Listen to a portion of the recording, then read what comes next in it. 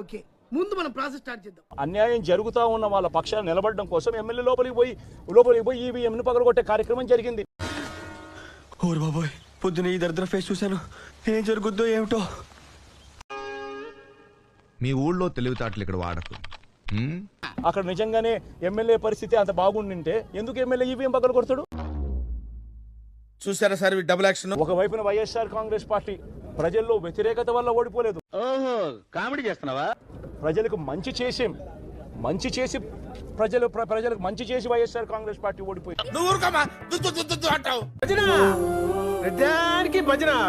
మరొక్కసారి చంద్రబాబును ఈసారి హెచ్చరిస్తున్నామని కూడా చెప్తా ఉన్నాం. నువ్వు అయ్యింది కేవలం ఒక ఎమ్మెల్యే బాబు. 175లో నువ్వు ఒకటివి. నువ్వేదో ఒక సీఎం కిందో డిప్యూటీ సీఎం కిందో మాట్లాడుతా ఉన్నావు.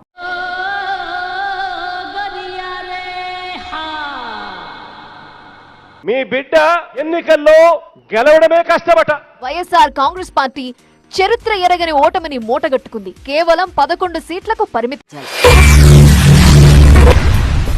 ఏమిటండి మీరు మాట్లాడేది? తొక్కేశారమ్మా లోకల్ పాలిటిక్స్ టాలెంట్ అంతా తొక్కేశారమ్మా. మీ బిడ్డ పాలనలో మీ బిడ్డకు తోడుగా మీరే సైనికులుగా నిలబడండి అని చెప్పి. మీ బిడ్డకు ఎవరికి పుట్టాడు? బిడ్డ కంటాడు.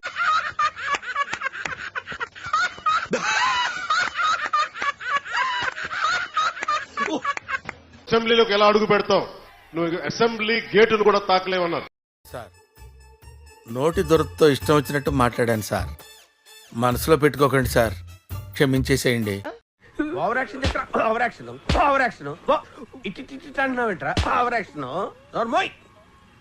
ఈ రోజున వాళ్ళకి 11 సీట్లకు పరిమితం అయ్యారు. ఈ రోజు లేరు, ధైర్యం లేదు వాళ్ళకి.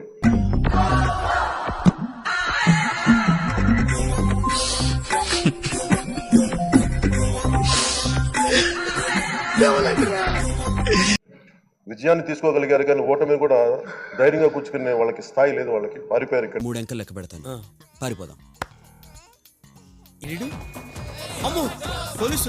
వాళ్ళు ఉండకుండా పోవడం అనేది వాళ్ళ పిరికితనం తప్ప ఇంకోటి కాదని చెప్పి కూడా నేను మీకు తెలియజేస్తాను.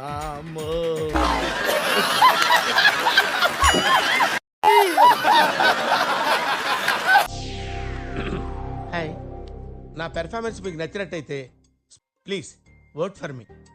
Thank you. ఈ మాత్రం దానికి ఇంత షాక్ అవుతాడేంట్రా? ఇలాంటివి మన దగ్గర చాలా ఉన్నాయి. నా గురించి చెప్పలేదా బాబుకి?